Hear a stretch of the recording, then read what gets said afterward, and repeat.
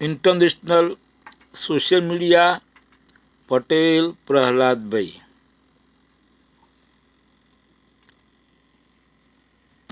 बंगाल चुनाव से पहले ममता बनर्जी के बड़े ऐलान की, जानेंगे वक्फ बिल को लेकर क्यों मुश्किल में दिख रही है मोदी सरकार।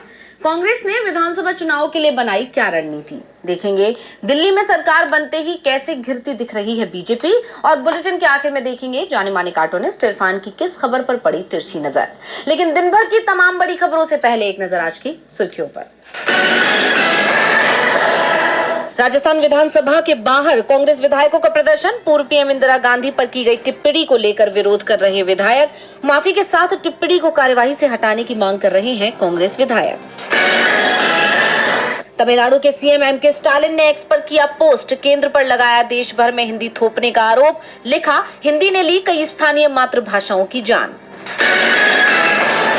दिल्ली सीएम के केबिन से बाबा साहेब अम्बेडकर और शहीद भगत सिंह की तस्वीर हटाने का मामला, दिल्ली के पूर्व सीएम आतिशी ने राष्ट्रपति को लिखी चिट्ठी, राष्ट्रपति से मिलने का मांगा समय।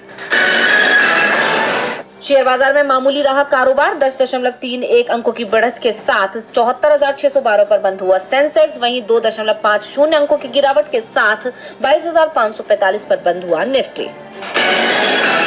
ये तो थी सुर्खियां, अब बात आज की सबसे बड़ी खबर की। बिहार में मंत्रिमंडल विस्तार में जेडीयू को ही जगह नहीं मिली। इसके बाद सवाल उठने लगे कि क्या बीजेपी नीतीश से सीएम पद भी छीनेगी, क्योंकि नीतीश सीएम है लेकिन असली सत्ता बीजेपी की तरफ जाती दिखाई दे रही थी। लेकिन अब नीतीश कुमार के बेटे निशांत कुमार ने बड़ा बयान दिया है, जिसने बीजेपी को चिंता में डाल दिया है। तो क्या कहा है निशांत ने, देखिए ये रिपोर्ट। कैबिनेट विस्तार और मंत्रालयों में फेरबदल के बाद बिहार एनडीए में बवाल मचा हुआ है और इस बीच नीतीश कुमार के बेटे निशांत कुमार ने लालू यादव को लेकर बड़ा बयान दे दिया है। निशांत से सवाल किया गया कि लालू और पीएम मोदी में उन्हें कौन पसंद है, जिसके जवाब में निशांत ने कहा कि लालू यादव मेरे अंकल हैं, पिताजी के साथ स्टूडेंट फाइटर रहे, जब से जेपी है तब से साथ ही दोनों रहे हैं, तो ठीक है। वहीं पीएम मोदी के बारे में निशांत ने कहा कि एकदम वो भी पसंद है, गठबंधन में है, मोदी गठबंधन में है इसलिए पसंद है, लेकिन लालू के साथ रिश्ते बहुत गहरे हैं। निशांत ने बीजेपी को एक तरह से चेतावनी दे दी है कि नीतीश कुमार की सीएम दावेदारी पर वो अपना रुख साफ कर दे। वैसे सिर्फ सीएम उम्मीदवार को लेकर ही इस समय एनडीए के अंदर टकराव नहीं दिख रहा, बल्कि मंत्रिमंडल विस्तार के बाद हुए मंत्रियों के विभागों में फेरबदल ने इस पर बवाल मचा दिया है। जेडीयू के तो किसी भी मंत्री के विभाग में बदलाव नहीं किया गया, बीजेपी के कुछ मंत्रियों के विभाग कम किए गए और जो नए मंत्री बीजेपी के बनाए गए उनमें बांट दिए गए।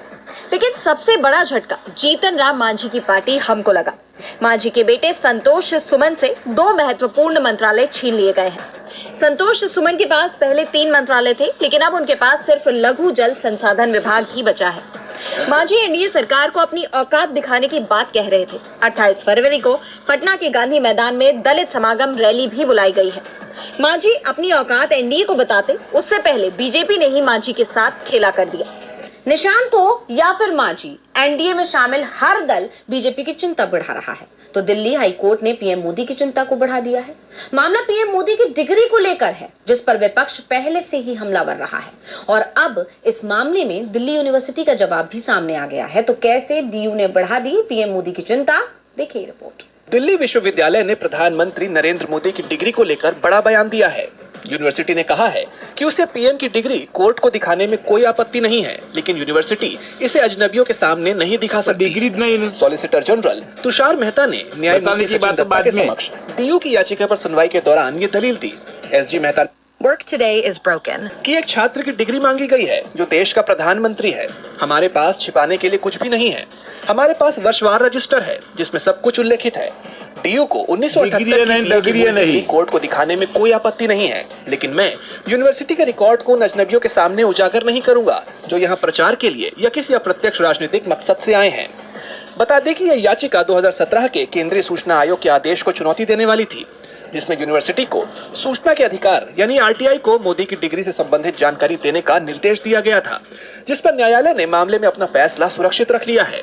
यह मुद्दा तब उठा जब 2016 में दिल्ली के तत्कालीन सीएम अरविंद केजरीवाल ने पीएम मोदी से अपनी शैक्षणिक डिग्रियों के बारे में स्पष्ट होने और उन्हें सार्वजनिक करने के लिए कहा था। पीएम मोदी ने अपने चुनावी हलफनामे में शपथ ली थी कि उन्होंने वर्ष 1978 में डीयू से बीए राजनीति विज्ञान पाठ्यक्रम में स्नातक किया था। बताते चले कि एक पुराने इंटरव्यू में पीएम मोदी ने अपनी शिक्षा को लेकर कहा था कि मैं ज्यादा पढ़ा लिखा नहीं हूँ, लेकिन हलफनामे में उन्होंने डीयू की डिग्री का उल्लेख किया है। ऐसे में पीएम मोदी की डिग्री को लेकर तस्वीर साफ होती हुई नजर नहीं आ रही है।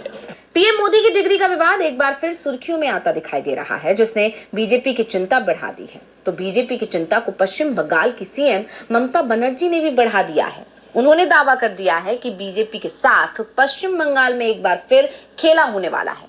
यहाँ बीजेपी की धांधली की कोशिश काम नहीं आएगी। तो किस धांधली की बात कर रही हैं ममता, देखेंगे रिपोर्ट में। पश्चिम बंगाल में विधानसभा चुनाव से पहले ही सियासत गरमाई हुई है। मुख्यमंत्री ममता बनर्जी ने तो अभी से साफ कर दिया है कि 2026 में बंगाल में फिर से खेला होगा और जोरदार होगा। कोलकाता के नेताजी इंडोर स्टेडियम में आयोजित एक कार्यक्रम के दौरान पार्टी कार्यकर्ताओं को संबोधित करते हुए ममता ने एक बार फिर खेला होवे का नारा दिया। दरअसल 2021 के विधानसभा चुनाव के दौरान उन्होंने पहली बार ये नारा दिया था और बीजेपी के आक्रामक कैंपेन के बावजूद ममता बनर्जी की पार्टी टीएमसी ने चुनाव में बड़े अंतर से जीत हासिल की थी। उन्होंने टीएमसी के चुनावी प्रबंधन का काम देख रही आईपैक कंपनी का जिक्र करते हुए कहा कि ये प्रशांत किशोर की आईपैक नहीं है, वो यहीं नहीं रुकेगी। मुख्यमंत्री ने चुनाव आयोग को लेकर भी बीजेपी पर तंज कसा। उन्होंने कहा कि बीजेपी के पास 50 एजेंसियां